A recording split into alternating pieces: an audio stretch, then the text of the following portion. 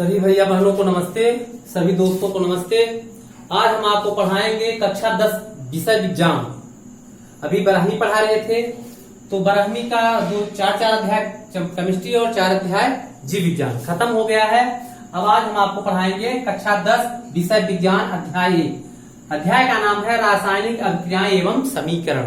तो सबसे पहले रासायनिक अभिक्रियाएं एवं समीकरण से जानने के पहले रासायनिक समीकरण है क्या, रासायनिक समीकरण किसे कहते हैं, इस अध्याय में आपको हम बताएंगे। रासायनिक समीकरण संतुलित करना और जितनी रासायनिक अभिक्रियाएं हैं उन सभी रासायनिक अभिक्रियाओं के बारे में बताएंगे, अच्छे से समझाएंगे। तो ये वीडियो को अच्छे से देखेंगे और सभी 10वीं के विद्यार्थियों को बताएंगे कि सब ये अध्याय 1 के बारे में जो बताया जा रहा है उसको ध्यान से देखेंगे।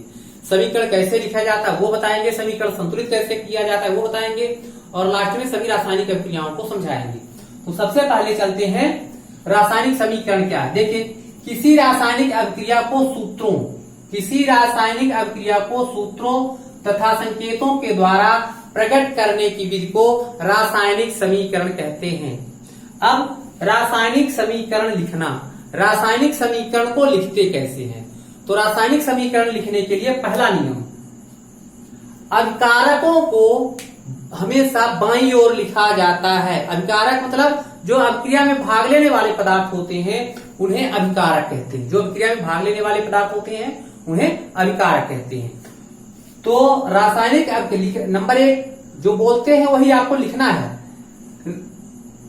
अभिकारक को बाईं ओर लिखा जाता है तथा उनके बीच धन चिन्ह लगाया जाता है।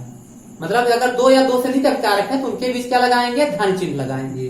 फिर बने हुए उत्पाद, जो निर्माण चिन्ह के बाद जो बनते हैं, बने हुए उत्पाद को दाईं ओर लिखा जाता है। दूसरा नियम है। फिर तीसरा नियम क्या लिखेंगे, अभिकारक और उत्पाद के बीच तीर के निशान से प्रदर्शित, तीर का चिन्ह लगा दिया जाता है, तीर के निशान से प्रदर्शित करते हैं। फिर तीसरा नियम, दोनों तरफ के परमाणुओं को संतुलित करके लिखा जाता है। दोनों तरफ के परमाणुओं को संतुलित करके लिखा जाता है। जैसे हमने लिख दिया, देखिए H2 प्लस Cl2, ये क्या है, अभिकारक है और अभिकारक के बीच में क्या लगा दिए, धन चिन्ह लगा दिए। फिर ये क्या है, निर्माण चिन्ह। तो अभिकारकों को हमेशा क्या किया जाता है, बाईं ओर लिखा जाता है और उनके बीच मध्य धन चिन्ह लगा दिया जाता है। और इधर HCl, ये क्या बन गया, HCl। तो क्या करेंगे, 2 से गुना करेंगे, संतुलित दोनों ओर करेंगे, ये संतुलित समीकरण। अगर 2 पदार्थ यहाँ बनते हैं तो उनके बीच भी धन चिन्ह लगा दिया जाता है। आगे भी बताएंगे, बहुत सारे समीकरण मिलेंगे। तो उनके बीच भी क्या किया जाता है, धन चिन्ह लगा दिया जाता है। जैसे हमने लिखा, उदाहरण तौर पर देखिए, जैसे हमने लिखा NaNO3 plus NaCl plus AgNO3 silver nitrate. इधर देखिए, ये 2 अभिकारक हैं और दोनों क्या बन रहे हैं, अभिक्रिया में भाग ले रहे हैं। तो सूत्र हमेशा कहाँ लिखा जाता है, बाईं ओर, और बने हुए उत्पाद को दाईं ओर। तो अगर 2 उत्पाद है तो उनके बीच धन चिन्ह लगा देते। देखिए यहां बन गया AgCl सिल्वर क्लोराइड और क्या बना, NaNO3 सोडियम नाइट्रेट बना। समीकरण संतुलित है तो उनके बीच भी धन चिन्ह लगा दिया जाता है। तीसरा देखिए, अभिकारक जो भाग लेते हैं, यदि गैस है तो उनके बगल में कोष्टक में G लिख दिया जाता है। उत्पाद भी यदि गैस है तो उत्पाद भी क्या लिख दिया जाता है, G लिख दिया जाता है। यदि द्रव है तो कोष्टक में L लिख दिया जाता है। यदि यहाँ पर जली होता है, ये लिक्विड है L, ये लिक्विड है L, और ये भी झाग है। देखिए अवक्षेप बना, तो अवक्षेप होता है जैसे दही माठा घोरते हैं तो नीवना निकलता है, या नींबू दूध में डालते पानी तो फट जाता है। तो जो फट जाता है अवक्षेप होता है वो नीचे की ओर, अगर बना हुआ गैस हो तो ऊपर की ओर। तो ये क्या है, द्रव है, लिक्विड नीचे की ओर। अगर जल होता है तो जल के लिए लिखा जाता है AQ लिख दिया जाता है। अगर एल्कोहली है, कोई एल्कोहल है तो वहां लिखेंगे AlC, एल्कोहली लिख दिया जाता है। कोष्टक के अंदर उन्हीं यौगिकों के अंदर। तो ये है रासायनिक समीकरण लिखना। ये क्या, सोडियम नाइट्रेट विलयन है, लिक्विड है, तो यहां लिख देंगे सोडियम लिक्विड। अगर ठोस होगा तो कोष्टक में यस लिख देंगे। अगर निकला हुआ उधर पदार्थ, बना हुआ पदार्थ अगर गैस, जैसे मान लो यहाँ H2 बनता है तो वहां यहाँ क्या कर देंगे, ऊपर की निशान ऊपर की ओर की बना हुआ गैस। तो ये रासायनिक समीकरण लिखने के नियम है कि रासायनिक समीकरण कैसे लिखते हैं। फिर से अभिक्रिया में भाग लेने वाले अभिकारकों को बाईं ओर और उत्पाद को दाईं ओर। अगर अभिकारक 2 या 2 से अधिक है तो उनके बीच धन चिन्ह लगा दिया जाता है। उत्पाद भी है तो उनके बीच भी धन चिन्ह लगा देते हैं। तीसरा, दोनों के बीच अभिकारक और उत्पाद के बीच तीर का निशान लगा दिया जाता है। यदि अभिक्रिया में भाग लेने वाले गैस हो तो कोष्टक में G, उत्पाद अगर गैस हो तो G, द्रव है तो L, और अगर ठोस हो तो कोष्टक में S, जल हो तो AQ लिखा जाता है। जलीय के लिए एक्वा माने जलीय, अगर लिक्विड है तो L, ठोस है तो S, और एल्कोहल भी पदार्थ हो तो ALC लिखा जाता है।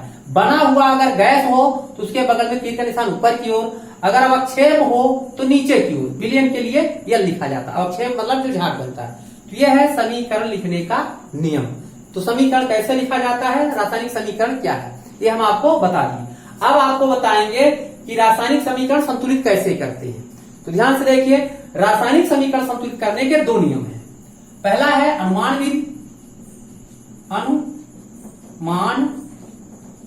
विधि, और दूसरा है आंशिक विधि। तो सबसे पहले चलते हैं अनुमान विधि क्या है। तो हमें अनुमान विधि से समीकरण कैसे संतुलित करना है। तो सबसे पहले मान लो पोटेशियम क्लोरेट, यहां लिखते हैं पोटेशियम क्लोरेट को जब गर्म करते हैं, गर्म का चिन्ह तीर के ऊपर एक चीज और, अगर कोई उपस्थिति होती है यहाँ लिखने के लिए, अगर गर्म करना है तो ये गर्म का चिन्ह होगा। अगर कोई उपस्थित लिखेंगे तो उनके ऊपर नाम लिख देंगे। मान लो 100 सेंटी पर कोई अभिक्रिया होती है तो 100 सेंटीग्रेड लिख देंगे। जो टेम्परेचर होगा या कोई अभिक्रिया किसी उपस्थित में होती है तो उसके ऊपर लिख दिया जाता है। गर्म का चिन्ह ये है गर्म करने के लिए। तो ये समीकरण में सब याद रखना है, ध्यान रखना है कि कौन सी अभिक्रिया किसकी उपस्थित में हो रहा है, उपस्थित जरूर लिखेंगे। अगर उपस्थित नहीं हो रहा तो उपस्थित नहीं लिखेंगे। ऐसी बहुत सारी अभिक्रियाएं हैं जो किसी उपस्थित में होगी, या तो गर्म करेंगे या तो कुछ न कुछ उपस्थित होगी। तो ये याद रखना है कि रासायनिक समीकरण लिखते समय क्या क्या सावधानी होनी चाहिए। तो हमने पहले ढांचा लिखा है पोटेशियम क्लोरेट, और पोटेशियम क्लोरेट को जब गर्म करते हैं तो पोटेशियम क्लोराइड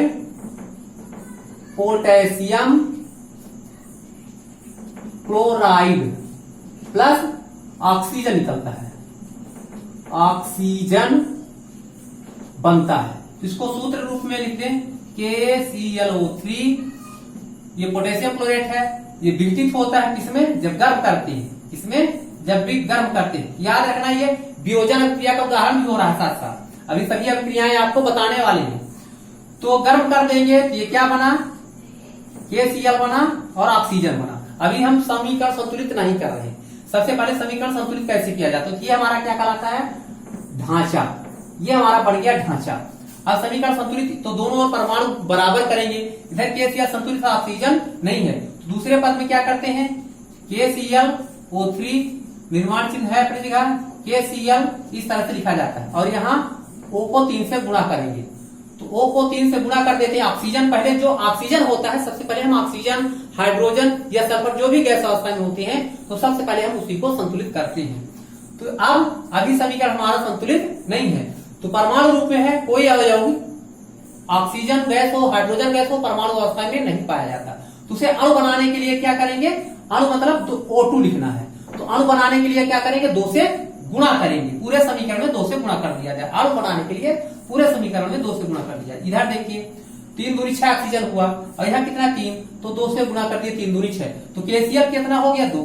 ये कहलाता है समीकरण संतुलित करने के नियम। 2 ही नियम है, पहले ढांचा बनाते हैं, फिर दोनों तरफ के परमाणु बराबर करते हैं, फिर परमाणु को अणु में परिवर्तित कर देते हैं। ये हमारा समीकरण संतुलित हो जाता है। एक और देख लीजिए, Cu, कापर को अगर हम कापर में H2SO4 सल्फ्यूरिक अम्ल डाल दें, क्या, कापर में सल्फ्यूरिक अम्ल डाल देते हैं, ये सल्फ्यूरिक अम्ल में H2SO4, एक मिनट, H2SO4 ये सल्फ्यूरिक अम्ल है।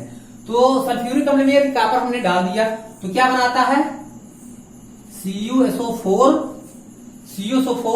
याद रखना है, CuSO4 बनता है, प्लस SO2 बनता है, प्लस H2 बनता है। ये बनता है, ये नहीं कि हम हाइड्रोजन निकाल दे और Cu बना दे, विस्थापन क्रिया लिख दे, उदाहरण की विस्थापन क्रिया का उदाहरण हुआ। तो तो गलत हो जाता है। याद रखना है कि अगर हम डालेंगे सल्फर धातु से इसकी क्रिया करता है तो हाइड्रोजन गैस बाहर निकलती, सल्फर डाइऑक्साइड निकलती है, पानी बनता है, कॉपर सल्फेट बनता है। अब इस समीकरण को हमको संतुलित करना है, तो क्या करेंगे? सबसे पहले ऑक्सीजन है गैस, सल्फर है गैस, हाइड्रोजन है गैस, तो जो सबसे कम मात्रा में होती है गैस पहले उसको संतुलित करते हैं। इधर देखिए 1 है और इधर 1 2 है और इधर कितना है 1, तो क्या करेंगे? 2 से गुणा कर देंगे। तो अब 2 से गुणा कर दिए तो हमारे ये सब क्या हुआ? संतुलित हो गया। अब हाइड्रोजन कितना हो गया? 2 दूनी 4। अब ऑक्सीजन संतुलित दिख रहा है, 1 कम है। अब हाइड्रोजन गैस संतुलित करेंगे, क्या करेंगे? हाइड्रोजन इधर 4 इधर 2, तो क्या करेंगे? 2 से गुणा कर देंगे। वही पहले ढांचा बनाएंगे, पहले परमाणु, फिर इस तरह से संतुलित कर दिया जाता है। यह है अनुमान विधि से समीकरण को संतुलित करना। तो समीकरण संतुलित करने के लिए अनुमान विधि सबसे उपयोगी होती है। अनुमान विधि सबसे अच्छी और सरल विधि है। इसमें बहुत सारे गुणा पॉइंट करना पड़ेगा, जैसे भटक जाएंगे। तो आपको सबसे सरल तरीका बता रहे हैं, अनुमान विधि से आप समीकरण को संतुलित कर सकते हैं। पहले कैसे संतुलित करेंगे? पहले उनको संतुलित किया जाता है जो गैस अवस्था में होते हैं, ऑक्सीजन, हाइड्रोजन, सल्फर, ये गैस अवस्था में। और जो परमाणु जिसका सबसे कम परमाणु होता है उसको हम पहले संतुलित करते हैं। तो आशा है कि आप समझ गए होंगे रासायनिक अभिक्रिया क्या है, रासायनिक समीकरण क्या है, रासायनिक समीकरण कैसे लिखा जाता है और रासायनिक समीकरण को कैसे संतुलित किया जाता है। अब हमको 10-10 मिनट के पढ़ाने हैं, 10-10 मिनट का वीडियो बनाना है। तो अगले वीडियो में हम आपको पढ़ाएंगे कि रासायनिक अभिक्रियाएं कौन कौन सी हैं। जितनी भी आपके कोर्स में रासायनिक अभिक्रियाएं हैं, आपको हम सभी रासायनिक अभिक्रियाओं को क्रमशः लिख करके शुद्ध समीकरण बताएंगे। तो जो बोलते चले जाएंगे उसको आपको लिखना है और जो समीकरण लिखेंगे उस समीकरण को लिखना है। तो जो बोलेंगे परिभाषा, तो वीडियो को रोक करके आपको देखना है और थोड़ा क्वालिटी बढ़ाकर सुनना है और देखना है। कम से कम 240 क्वालिटी में देखेंगे तो वीडियो साफ दिखेगा। तो आशा कि आपके समझ में ये आ गया होगा। तो तुरंत लाइक करें, चैनल को सब्सक्राइब करें। अगर सब्सक्राइब आप नहीं करते हैं तो आपको अगला वीडियो देखने के लिए नहीं मिलेगा। तो तुरंत हमारे चैनल चांद सितारे बाई उपेंद्र श्रीवास्तव सर्च करेंगे तो मेरे सभी चैनल आ जाएंगे। उसमें ब्राह्मी और जीके सभी डला हुआ है। तो आप 10वीं के विद्यार्थी हैं तो आपके लिए 10वीं का अब लिखा रहेगा कक्षा 10, ऊपर फोटो में बगल में लिखा रहेगा कक्षा 10 विषय विज्ञान।